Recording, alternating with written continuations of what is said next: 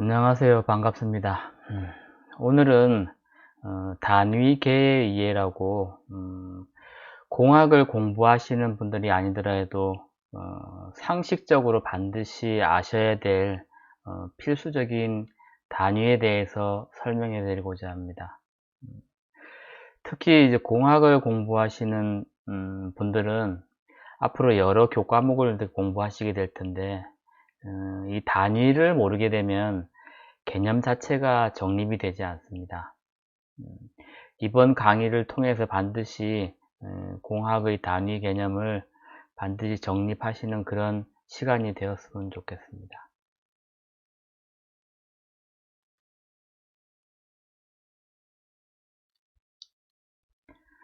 음, 먼저 물리량을 측정하는 단위는 세계 각 나라마다 조금씩 다릅니다. 예를 들면 우리는 이제 미터, 그 다음에 킬로미터, 뭐 킬로그램 그러한 단위를 사용하지만 미국 같은 경우는 이제 영국식 단위라고 해서 뭐 길이를 나타낼 때는 피트, 그 다음에 마일, 그 다음에 이제 무게를 나타낼 때는 파운드라는 단위를 쓰게 됩니다. 그런데 이제 각 나라마다 전부 다 이렇게 단위를 다르게 사용하게 되면은 좀 문제가 생길 수 있습니다. 그래서 이러한 것을 통일시키고 또 과학적으로 발전시키기 위해서 이제 SI 단위라고 국제 단위계를 만들게 됩니다. 그래서 그 SI 국제 단위계에 대해서 우리는 잘 알고 배워야 되고요. 그 다음에 앞으로 어떠한 우리가 공부를 할 때는 이 단위를 기준으로 해서 측정을 하고 정량화하게 됩니다. 음, 거기에 대해서 한번 알아보도록 하겠습니다. 첫 번째 단위는 이제 미터, 킬로그램, 초, 암페어, 켈빈, 몰, 칸델라라는 것이 있는데요. 한 개 한 개 이게 그 의미와 측정량을 한번 찾아보도록 하겠습니다. 첫 번째 길이입니다. 길이는 우리 잘 아실 겁니다. 우리 키를 잴 때도 뭐 1.5m, 1.7m 뭐 그렇게 이야기를 합니다. 그랬을 때 우리가 단위를 쓰게 될 때 미터라는 걸 잘 알고 있을 겁니다. 그리고 질량이라고 있는데 뭐 조금 다른 개념일 수 있습니다. 우리 몸무게를 예를 들면은 50kg이다, 그 다음 100kg이다 라고 이야기를 많이 하지 않습니까? 그 킬로그램이 바로 그 지금 우리 SI 단위의 킬로그램입니다. 그리고 시간의 개념이 있는데 우리가 하루 24시간이 있고 그 다음에 1시간은 60분이 있고 또 그걸 초로 나누게 되면은 또 1분은 또 60초가 되지 않습니까? 그 시간의 개념을 또 SI 단위로 하게 되면은 이제 S라고 해가지고 세컨드 초를 단위로 합니다. 그 이외에 이제 지금 우리가 공부하는 것에서 조금 떨어져 있을 수도 있지만 전류의 단위는 이제 암페어라고 하고요. 그 다음에 온도는 여러분들이 우리 보통 통상적으로 뭐 50도, 뭐 36.5도라고 이렇게 많이 이야기하고 있지 않습니까? 그런데 공학 단위, 특히 이제 SI 단위에서는 온도를 섭씨 몇 도, 화씨 몇 도라고 사용을 하지 않습니다. 어떠한 절대 온도, 켈빈이라는 절대 온도를 사용합니다. 그리고 이제 물질량은 아보가드로 수를 관계된 이제 물질량이 있는데 그것은 몰이라는 단위를 사용하게 됩니다. 그리고 광도, 빛의 세기를 나타내는 광도가 있는데 그것은 칸델라라는 그런 단위를 사용하게 됩니다. 그 가운데 보시면은 우리 킬로그램 같은 경우는 kg라 그래서 킬로그램 잘 아실 거고요. 그 다음에 미터는 소문자 미터라고 잘 아실 겁니다. 그리고 초는 S 소문자 해서 이제 세컨드 초고, 이제 암페어 같은 경우는 대문자 A를 사용합니다. 그리고 켈빈도 대문자 K를 사용하고요. 아까 물질량을 나타내는 몰은 MOL이라는 단위를 기호를 사용합니다. 그리고 광도 칸델라는 CD라는 기호를 사용하게 됩니다. 근데 이 7가지 기초 우리 기본 단위 중에서 우리가 가장 많이 쓰이는 거, 우리 공학이 아니더라도 정말 많이 쓰이는 게 뭐냐 하면은 미터하고, 그 다음에 킬로그램하고, 그 다음에 세컨드 초, 그러니까 길이, 무게, 그 다음에 시간을 나타내는 우리 단위는 앞 글자를 따서 MKS 단위라고 일컫습니다. 그래서 이 전체를 MKS 단위계라고도 합니다. 이 내용은 굉장히 또 중요하고 여러분들이 꼭 알고 있으셔야 됩니다. 그러면은 이제 그 SI 국제 단위계를 공부하기 위해서 우리가 또 필요한 게 있는데 그거에 대해서 한번 알아보도록 하겠습니다. 우리가 이제 SI 단위계를 사용할 때 부족한 게 뭐냐 하면은 커다란 단위를 만약에 우리가 표현해야 될 때가 있습니다. 예를 들면은 우리가 서울에서 부산까지의 거리를 만약에 대충 우리는 알고 있습니다. 350km라는 것을 알고 있는데 우리 SI 단위라고 하면 킬로미터가 아니라 만약에 미터라는 길이 단위의 미터를 사용하게끔 되어 있거든요. 그렇다 그러면 미터법으로 우리가 사용을 하게 되면은 우리는 350km라고 이야기를 하지 않고 뭐 35만 미터가 되겠죠. 35만 미터가 될 겁니다. 그러면 그것보다는 우리가 좀 더 유용하고 좀 단축시켜서 사용할 수 있는 게 뭐냐 하면은 우리 10단위가 넘어가게 되는 것들, 1000단위 넘어가게 되는 것들을 우리 10의 배수를 이제 생략해서 어떠한 단위를 활용을 하는 겁니다. 그게 바로 SI 접도라고 합니다. 왼쪽에 도표에서 보시면은 아시다시피 1을 기준으로 해서요. 데카라는 것은 10의 1승입니다. 10의 1승을 데카라고 하고요. 그 다음에 10의 제곱을 헥토라고 합니다. 그 다음에 우리가 지금 말하는 킬로미터 같은 경우는 10의 3승을 얘기하는 겁니다. 그러니까 10의 3승이라는 것은 1000을 의미하겠지, 그죠? 그래서 아까 1000m를 우리는 1000m라고 하지 않고 1km라고 하는 겁니다. 그래서 간단하게 사용할 수가 있는 거죠. 그 다음에 우리가 킬로미터 말고 이제 그것보다 훨씬 더 많은 큰 단위가 있는데 이제 바로 거기서는 10의 6승으로 됩니다. 이거는 어디서 많이 사용하냐면은 우리가 아마 컴퓨터 메모리를 우리가 이렇게 양을 이야기할 때 2메가, 3메가, 뭐 16메가다 라고 얘기할 겁니다. 거기에서 말하는 그 메가가 바로 기호의 M, 이 메가를 뜻하는 겁니다. 그러면은 이 10의 6승 메가가 바로 그것을 얘기하는 겁니다.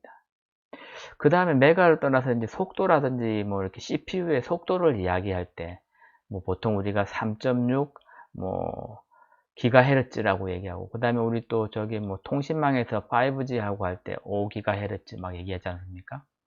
그게 바로 이 기가 10의 9승을 의미하는 겁니다. 물론 그 다음에 이제 또 우리가 상식적으로 알고 있는 것 중에 하나가 이제 테라거든요. 아마 여러분들 다른 건 몰라도 하드디스크 용량은 잘 아실 겁니다. 요즘 나오는 하드디스크 용량은 전부 다 테라 단위지 않습니까? 그 테라가 바로 그 10의 12승을 의미하는 겁니다. 그래서 우리는 10의 12승 정도 되는 그런 큰 수를 이야기할 때 그냥 간단하게 1테라라고 얘기하는 겁니다. 그리고 이제 지금부터 말씀드리는 거는 10의 배수로 커지는 수를 얘기한 거고요.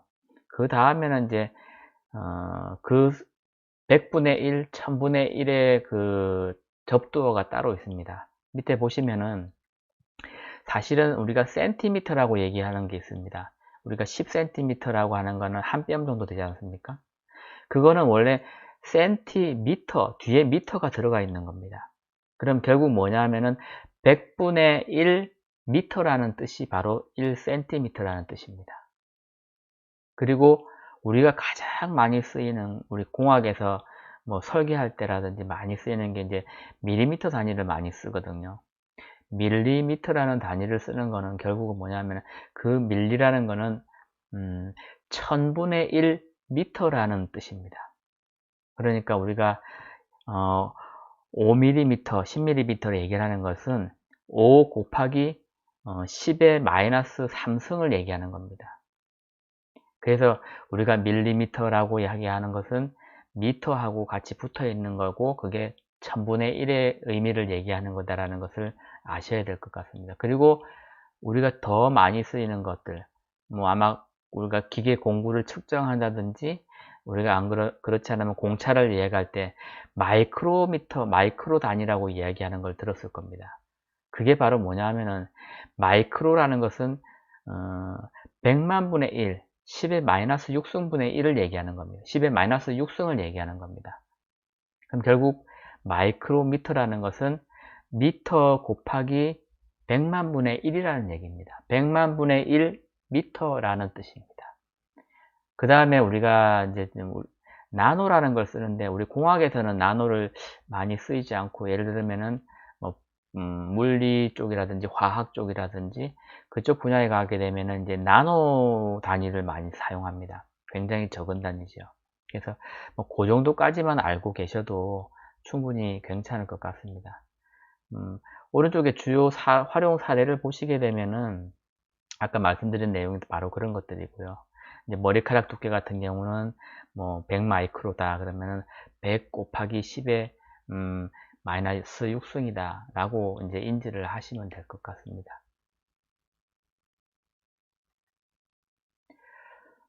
그 다음에 우리가 알아야 될 것이 뭐냐 하면은 SI 단위가 있고요. SI 단위, 이제 물리량을 나타내는 이제 SI는 기본 단위고요. 이 모든 자연현상을 다 표현을 해야 되는데, 그것을 다 표현하려고 하면은 좀 불편한 게 있습니다. 그래서 이제 SI 단위에서 이제 우리가 유도 단위라는 것을 사용합니다. 고유 단위 말고 SI 고유 기본 단위를 이용을 해서 이제 유도한 단위라는 것입니다. 기본적으로 우리가 알고 있는 속도는 예를 들면은 일정 시간 동안 이동한 거리를 나타내거든요. 이제 그걸 수식으로 나타내면 이제 보시는 것 같이 이제 미터 나누기 초가 됩니다. 그건 우리가 그동안 배운 속도의 기본 단위를 나타내는 거죠. 그 다음에 오른쪽에 이제 부피 같은 경우는 이제 세제곱미터입니다. 그러니까 가로 1m, 세로 1m, 높이 1m의 그 부피, 볼륨 안에 있는 내용을 부피라고 얘기합니다. 쉽게 얘기하면 1세제곱미터라고 얘기하죠. 그걸 우리가 이제 부피라고 얘기를 하고요. 그 다음에 이제 밀도가 있습니다. 밀도는 우리가 말하는 아까 질량 1kg을 아까 조금 전에 말씀드린 부피로 나눈 것입니다. 그래서 지금 왼쪽에 보는 우리 물리량, 기본 물리량 7가지 하고, 오른쪽에 있는 뭐 7가지 유도량 정도는 우리가 필수적으로 알고 계셔야지 우리가 학습을 하는데 어떤 수식이 나오거나 그랬을 때 개념 정리뿐만 아니고 문제를 풀 수가 있습니다. 그래서 기존에 아시는 분들은 그냥 뭐 이렇게 한번 더 읽어보시고 정립을 하시면 될 것 같고요. 지금 아마 이렇게 문과라든지 혹은 이 부분에 대해서 잘 많이 접하지 않았던 분들은 이번 기회를 통해서 이 개념을 정확하게 알고 넘어가시면 좋겠습니다. 특히 우리가 배워야 되는 유압에서는 이제 넓이, 부피, 속도, 밀도 등은 정말 중요한 겁니다. 그래서 그것을 표현하는 우리 기본 물리량은 반드시 알아야 됩니다. 그걸 모르면은 아예 수업을 할 수가 없습니다.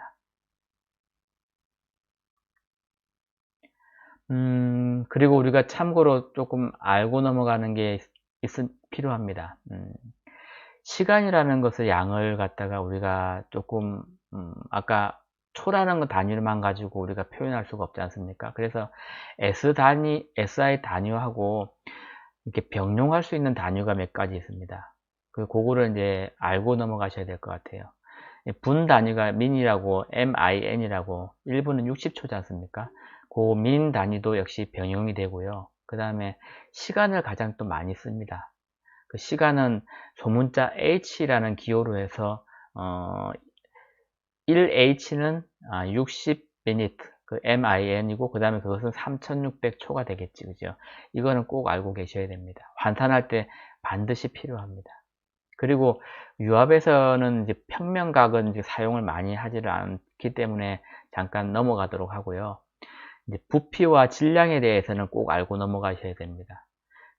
우리가 이제 리터 기호 대문자 L은 이제 소문자하고 이제 구분을 해야 되고요. 그게 왜 그러냐면은 숫자 1하고 이제 구분을 짓기 위해서 라지 L을 사용합니다. 그래서 리터 기호는 부피의 양에 관련된 그 기호는 대문자 L을 사용한다는 것을 꼭 아셔야 되고, 그 다음에 이제 우리가 질량, 아까 말씀드린 질량 있지 않습니까? 질량은 킬로그램이라고 얘기했는데, 이제 그 질량 크기가 클 때, 예를 들면 자동차 무게가 보통 3톤 정도 되는데, 2톤에서 3톤 정도 되는데, 톤이라고 얘기하지 않습니까? 그것을 2000km, 3000kg이라고 얘기를 하지 않지 않습니까? 보통 2톤, 3톤이라고 이야기를 합니다. 그죠? 그래서 그 정도는 알고 넘어가시면 될 것 같습니다. 그 다음에 우리가 조금 혼돈하거나 또 많이 쓰이는 단위가 있습니다. 그게 뭐냐 하면은 일의 단위인 킬로와트 아워라는 게 있습니다. 그것은 뭐냐 하면은 이제 시간당 이제 킬로와트 수라는 거거든요. 그래서 그거에 대해, 그것도 이제 사실은 그 SI 단위는 아니지만 그 SI 단위에 대해서 일의 단위는 줄입니다. 그런데 지금 이제 킬로와트 시 같은 경우는 통상 많이 사용하기 때문에 잠정적으로 일단 허용하고 있는 단위입니다. 그리고 이제 1바, 2바, 그 다음에 1.5바 이렇게 해서 아마 여러분들도 유압에 관련된 장비라든지 기계를 보셨을 때 많이 설명하는 내용 중에서 바라는 용어를 많이 사용합니다. 근데 원래 이 용어도, 이 단위도 SI 단위는 아닙니다. 원래는 파스칼 단위를 사용을 해야 됩니다. 그런데 우리가 실제적으로 이제 바라든지 토르라는 이제 우리 압력의 단위를 사실 많이 사용하고 있기 때문에 현재 이것을 다 일률적으로 지금 바꿔서 파스칼을 사용하라고 할 수가 없기 때문에 통용을 시켜주는 겁니다. 그래서 바라든지 토르도 토르도 마찬가지고 앞으로는 이제 SI 단위는 파스칼로 이제 변환을 해가지고 계산을 해야 됩니다. 그래서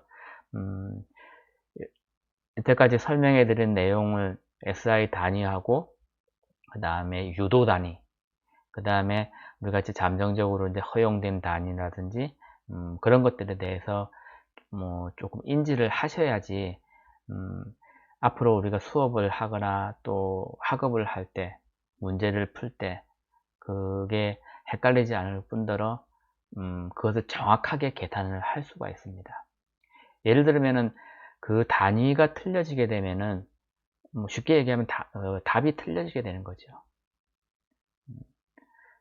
일단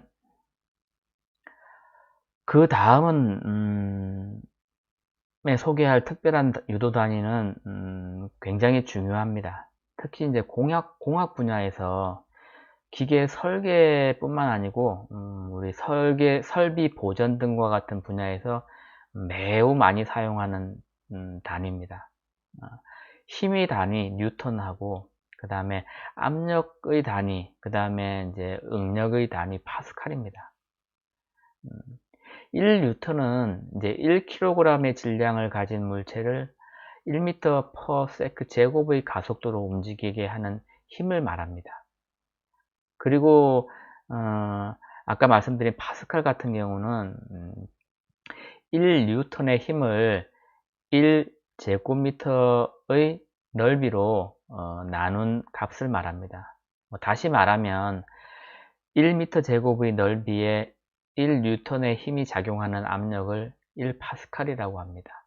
그래서 우리가 특별한 그 유도 단위 중에서 힘의 단위, 압력의 단위는 반드시 우리가 익히고 넘어가야 됩니다. 마지막으로 우리가 이제 지금 우리 수업 시간에는 몰라도 되지만 참고로 상기 도표에서 이제 표기된 물질의 양은 이제 주로 전자기학에 관련된 학문에서 많이 쓰입니다. 전기전도로라고 해서 이제 지멘스, 자기 선속인 웨버, 그 다음에 자기 선속 밀도인 테슬라, 사람 이름들입니다, 전부 다. 근데 지금 우리 과목에서는 많이 다루지 않으니까 이런 용어가 있다라는 것만 알고 넘어가시면 될 것 같습니다. 어떠셨는지는 모르겠습니다. 잘 아시는 분들도 있을 거고 모르시는 분들도 있을 겁니다. 그렇지만 다시 한번 단위는 매우 중요하기 때문에 꼭 이렇게 개념을 정립하고 이렇게 넘어가시면 좋을 것 같습니다. 이상으로 단위와 관련된 설명은 마치도록 하겠습니다. 네, 감사합니다.